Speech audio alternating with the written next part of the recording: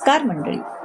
भावार्थ भगवद्गीता अध्याय 1 मधील श्लोक 41 ते 46 आज आपण पाहणार आहोत. श्लोक 41. संकरो नरकायैव कुलघ्नानां कुलस्य च पतन्ति पितरो हेषां लुप्तपिंडोदकक्रिया.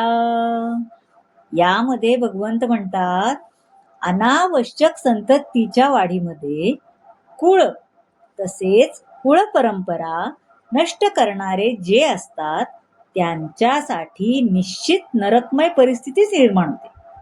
अशा भ्रष्ट कुळातील पूर्वजांचे पतन होते, कारण कुळातील पिंडांना ठराविक वेळी जल आणि पिंडदान करणे आवश्यक असते. है ना, आपण करतोच, आता पिंडदान करतो ना आपण तसं. आणि विष्णू पूजेने ही अर्पण क्रिया असते ती सिद्ध होते, कारण श्री विष्णू यांना अर्पण केलेला नैवेद्य नंतर प्रसाद म्हणून खाल्ल्याने मनुष्याचा सर्व प्रकारच्या पापातून मुक्त होतो, उद्धार होतो. म्हणूनच वंशज म्हणजे आपण जेव्हा प्रतावरूपी अन्न प्रसाद है ना, प्रसाद रूपी अन्न आपल्या पूर्वजांना अर्पण करतात, तेव्हा पूर्वजांची जी दुःखमय आणि भूत पिशाच्य योनीतून किंवा कष्टमय जीवनातून मुक्तता होते असं आपल्यात म्हणतात, हो की नाही. म्हणूनच आपण आता पितृपंधरवड्यात पिंडदान करतो किंवा अक्षय तृतीयेच्या वेळी पण आपण आपल्या पूर्वजांना नैवेद्य प्रसाद अर्पण करतो, हो की नाही. तर ते ह्याच्यामध्ये सांगितलेले आहे. आता श्लोक 42 मध्ये काय सांगितलं ते पाहू. दोषरहिते कुलज्ञानं वर्णसंकरकारकै उत्साहदन्ते जातिधर्माः कुलधर्माश्च शाश्वतः. म्हणजे वंश परंपरा नष्ट करणाऱ्या आणि अनावश्यक संतती उत्पन्न करणाऱ्या दुष्ट कृत्यांमुळे सामुदायिक योजना किंवा कुटुंब कल्याणाची सर्व कामे उद्ध्वस्त होतात. पाहता किती आधीपासून कुटुंब कल्याणाविषयी सांगितले आहे की नाही. म्हणजे खूप जर मुलं असेल तर सगळ्या आपल्या योजना ह्या हेच होतील ना. एकाच कुटुंबाला 10 मुलं असतील तर ते तसं होणारच ना. त्याप्रमाणे सांगितलं आहे की वर्णाश्रय धर्मसंस्थेने मनुष्य अंतिम मोक्ष प्राप्त करण्यास समर्थ होऊ शकतात. ते कधी की कुटुंब कल्याण असेल, वर्णाश्रम असेल, धर्मसंस्थेने तसं सांगितलेलं आहे की तुमचं कुटुंब जर मर्यादित ठेवा म्हणजे तुम्हाला सगळ्या योजना सगळं हे मिळेल. योजना म्हणजे त्या काळी काय आत्तासारख्या आपल्या आहेत ह्या योजना नव्हे, तर आधीच्या पण असतील ना काही, तर ते तुम्हाला सगळं मिळेल आणि अंतिम मोक्षाची पण प्राप्ती होईल, कारण सगळ्यांना आपण व्यवस्थितपणे सगळं देऊ शकू ना त्याप्रमाणे. आता श्लोक 43 मध्ये काय सांगितलेलं आहे ते आपण पाहूया. श्लोक 43 म्हणजे उत्सन्न कुलधर्माणां मनुष्याणां जनार्दन नरके नियतं वासो भवतीत्यनुशुश्रम.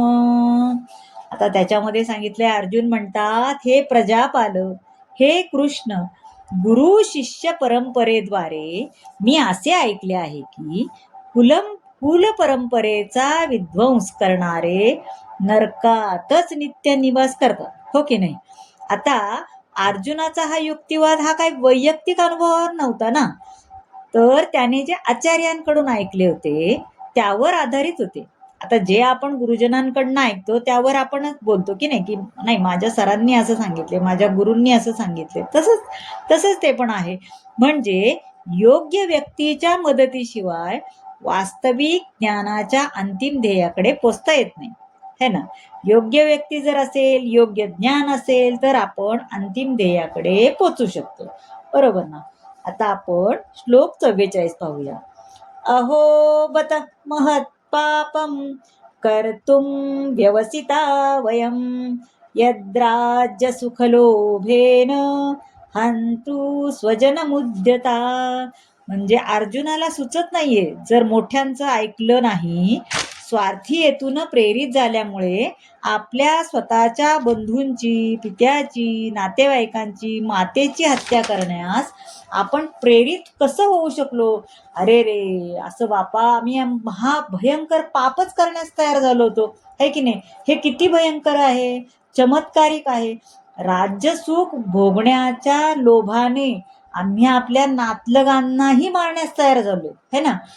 पण अर्जुन हा साधू वृत्तीचा होता, है की नाही? त्याचा तो भक्त होता, कृष्णाचा भक्त असल्यामुळे त्याला नैतिक तत्वांची जाणीव होती. म्हणून तो अशा प्रकारची कर्मे करण्यास कधीही तयार होत नसे. ती कर्म करण्यास तो टाळत असे, कारण तो कृष्णाचा भक्त असल्यामुळे साधू वृत्तीच होती त्याची. त्यामुळे त्याला हे कसं करायचं, त्याला तो तयार नाहीये. त्यामुळे त्याला इतकं वाईट वाटतंय की आता काय, मी कशासाठी हे करणार, मी याच्यासाठी जर माझ्याच नातलगांशी युद्ध करणार आहे तर मी किती वाईट आहे, किती भयंकर आहे. त्यापेक्षा मला राज्यच नकोय, असं त्याचं म्हणणं आहे. आता 45व्या श्लोकात काय म्हणतोय? यदी माम प्रतीकारम शस्त्रम शस्त्रपाणयाः धातराष्ट्रारणे हन्यू स्तन्मे क्षेमतरं भवेत. म्हणजे आता शस्त्रधारी धृतराष्ट्रपुत्रांनी माझ्यासारख्या अगदी निशस्त्र आणि प्रतिकार न करण्याविषयीची त्यासाठी त्यांनी जरी माझी हत्या जरी केली तर तेच माझ्यासाठी अधिक चांगले. मी सगळे माझ्या हत्यार ठेवून देतो. म्हणून जर शत्रूने ह्या परिस्थितीत हल्ला केला तरीही अर्जुनानं प्रतिकार करायचा नाही, असाच त्यांनी निर्णय घेतलाय. आता मी हे काही युद्ध करू शकत नाही, माझ्या समोर सगळे नातेवाईक आहेत, भाऊ आहेत, बंधू आहेत, गुरु आहेत, त्यामुळं मी त्या कुणालाही प्रतिकार करणार नाही, असा त्यांनी निर्णय घेऊन टाकला. पण विरुद्ध पक्ष तसा असायला पाहिजे ना. विरुद्ध पक्ष तर युद्ध करायला एकदम उत्सुक आहे ना. याचा त्याने विचारच केलेला नाहीये, कारण तो साधू वृत्तीचा आहे, त्याच्या मनात पाप नाहीच आहे ना. मी मारू शकत नाही, पण समोरचे आहेत ते विरुद्ध पक्षावाले ते विचार नाहीये करत, कारण तो भगवंताचा भक्त आहे, त्याला वाईट काही दिसतच नाही, आहे ना, सगळं चांगलंच दिसतंय. त्यामुळे तो तसा विचार करत नाहीये. आता 46व्या श्लोकामध्ये संजय म्हणतात की एवं मुक्तार्जुनं संख्ये रथोपस्थ उपाविशत् विसृज्य सशरं चापं शोकसंविघ्नमानसाः. म्हणजे संजय म्हणतात, आता धृतराष्ट्रांनी विचारले की आता इतके सगळा अर्जुन उभा आहे, 2 सैन्याच्या मध्ये आहे, तो सगळा बोलतोय, सगळं बघतोय, त्याला शस्त्र उचलायचं नाहीये आणि मी सगळ्यांना का मारू, मला हे राज्य नको, हे सगळं संजयने ऐकलंय आणि बघितलंय ना. त्यामुळं आता संजय सांगताय, आतापर्यंत श्रीकृष्ण आणि अर्जुन यांचा संवाद काय झाला याविषयी धृतराष्ट्राला सांगायला पाहिजे ना, काय काय झालंय आता ते. तर ते सांगतात, अर्जुनाने काय काय बोलले ते सांगून संजय म्हणतात की आता शस्त्र आणि धनुष्यबाण ही त्यांनी बाजूला टाकलेले आहे आणि दुःखी होऊन रथामध्ये खाली बसला आहे.